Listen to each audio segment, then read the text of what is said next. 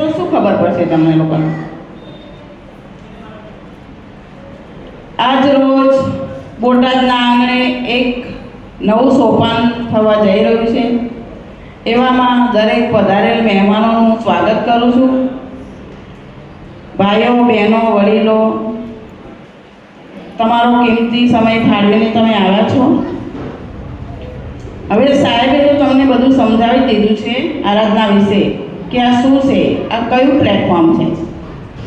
હવે આ બહેનો માટે તો ખાસ છે, કેમ કે 100%માંથી 99% બહેનો કામ કરે અને બહેનો રોજગારી મેળવે છે. આની અંદર ધી આરાધના બચત સહકારી મંડળી, એનું નામ જ એવું છે કે આરાધના એટલે ભક્તિ, પ્રાર્થના, પૂજા, એ એનું નામ છે.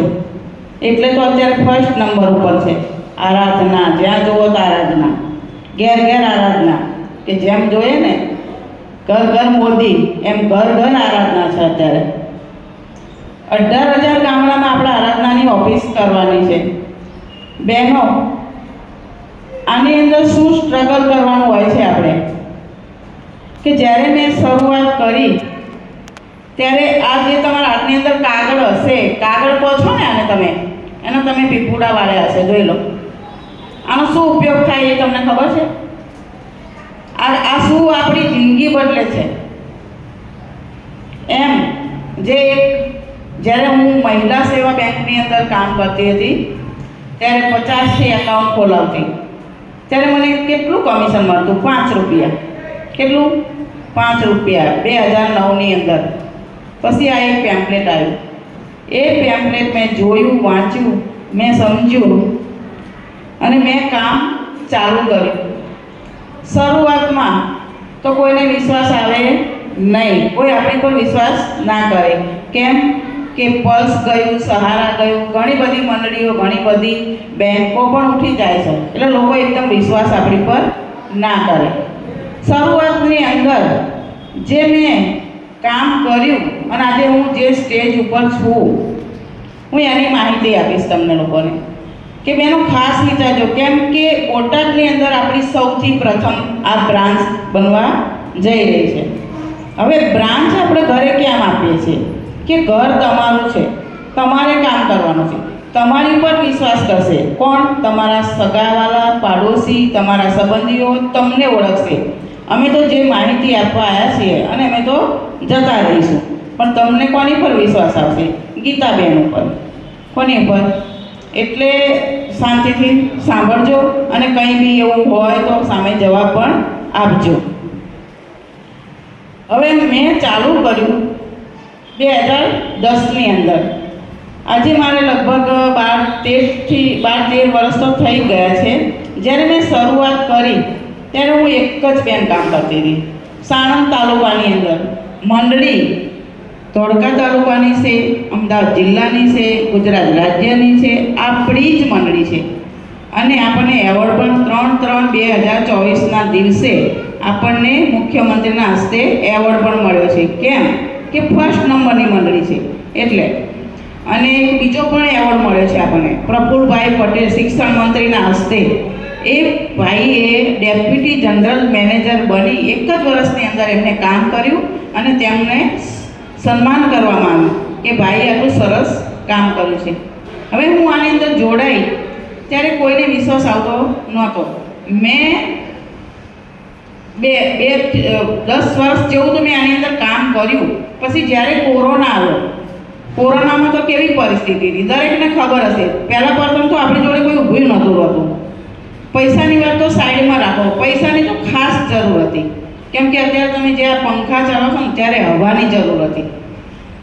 એટલે એ સમયની અંદર જે સાહેબે વિચાર કર્યો કે આપણે આ રીતે કામ કરવું જોઈએ. કેમ કે કોઈને કોઈની આગળ હાથ લાંબો ના કરવો પડે. એ સમયે કોઈ પૈસા નહોતું આપતું ને. કોરોના બોલતા બોલતા તો લોકો વહી જતા હતા અને મરી જતા હતા. રોના તો બારોબાર રોના જ થઈ જતા હતા. રહી જતો હતો ખાલી. એટલે એટલો વિચાર કરો કે પૈસો, બચત એ આપણો સગો ભાઈ છે. શું છે? સગો ભાઈ. બાકી કોઈ આપણા કામમાં આવવાનું નથી. હવે જ્યારે મેં કામ શરૂઆત કરી અને હું આટલી આગળ વધી ત્યારે વિચાર આવ્યો સાહેબને, મારા ઘરની અંદર 3 બહેનોની મિટિંગ કરી અને મેં કીધું સાહેબ આ લોકોને કામ કરવું છે તો આપણે એકાબીજીને આપી શકાય. એ પછી આપણે એક ચેનલ બનાવી. ચેનલ એટલે કે આજે હું એડવાઇઝર છું તો સાહેબે કહ્યું ને કે બીજા 10 મૂકો, એવી રીતે આપણી એક ચેનલ બનતી જાય.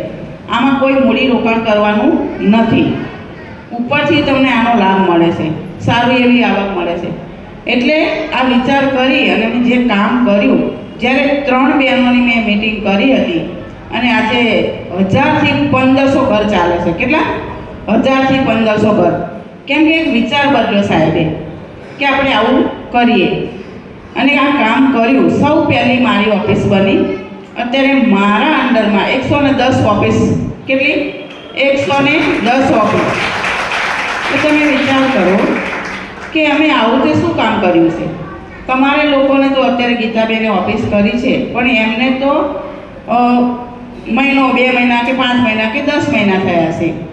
તોય છતાં મૂડી રોકાણ કર્યા વગર એમને ટેબલ, ખુરશી, કપાળે તિલક લાગે છે, ચોખા લાગે છે, કંઈ કર્યા વગર. હા, એમના વિશ્વાસથી લોકોએ કામ કર્યું અને અમે લોકોએ તો સ્ટ્રગલ કર્યું. ગામડે ગામડે ફરીને એકાઉન્ટ ખોલાયા છે. એટલે આજે મારી બહેનો જેટલું કમાય છે ઓછામાં ઓછા 5000થી માંડીને બહેનો 50,000થી 2 લાખ સુધીની આવક આની અંદર મેળવે છે. એનો એક ગોલ્ડ હોય છે કે આપણે એ ગોલ્ડ પૂરો કરવાનો હોય છે. એ કામ તમે કરો છો એટલે તમે ખૂબ આવક મેળવો છો. તમારા છોકરાઓનું ભવિષ્ય તમે જોઈ શકો છો. આજે હું તો કામ કરું જ છું. મેં જે સ્ટ્રગલ કરીને હું આગળ વધી છું. અત્યારે મારી દીકરી પણ એક ઓફિસમાં બેઠી છે, એ પણ ધોળકા મેન ઓફિસ છે આપણી, ત્યાં બેઠી છે. એટલે મેં કર્યું, નહીં કહેતા કે ટીપે ટીપે સરોવર ભરાય, એમ મેં જે કામ કર્યું એ પણ મારી દીકરી કામ કરી રહી છે. એટલે બહેનો તમે સાંભળો, સમજો અને વિચારો. અને બેને શું કર્યું, જે કંઈ કરવાનું છે બેન માહિતી આપશે. એમની જોડે એકાઉન્ટ ખોલાવજો. કોઈ બીને એડવાઇઝર બનવું હોય તો 1100 ભરીને કીટ લઈને કામ કરી શકો છો. ભાઈ પણ કરી શકે અને બેન પણ કરી શકે છે. નથી ઉંમરની જરૂર, નથી ગ્રેજ્યુએટની જરૂર કે નથી કોઈ મોટા બેન હોય ભણેલા ગણેલાની કોઈ જરૂર નથી. કોઈ બી વ્યક્તિ કામ કરી શકે છે. એટલે દરેક આમાં વિશ્વાસ ધરાવજો અને કામ કરજો. બોટાદની અંદર 1st નંબરની ઓફિસ છે, પણ હું એમ કહું છું કે બધા બહેનોને વિચાર આવે કે ના અમારે પણ આમાં કામ કરવું છે અને અમારે પણ ઓફિસ કરવી છે. કેમ કે મંડળી તમને તમારા ઘરની અંદર જ ઓફિસ કરો છો તો તમને 10,000 તો ભાડું આપે છે. તમે જો ગમે તે કામ કરવા જશો સવારથી સાંજ સુધી, એ કચરા પોતા કરતા હશે પણ તોય છતાંય 10,000 પગાર હોતો નથી. અને ઘરે કામ કરો છો તો અડધી રાત્રે પણ તમે આ બેનને કોઈ બી આવ્યું હોય તો એનું તમે કામ કાઢી શકો છો. કેમ કે બેંકમાં તો તમને પરચી ભરતા પણ નહીં આવડે, તો બેંકમાં લાઈનમાં ઊભું રહેવું પડે, સાહેબોનું કંઈક સાંભળવું પડે. અને આ તો તમે ગમે ત્યારે જશો તો બેન તમને જવાબ આપશે. થેન્ક યુ, ધન્યવાદ.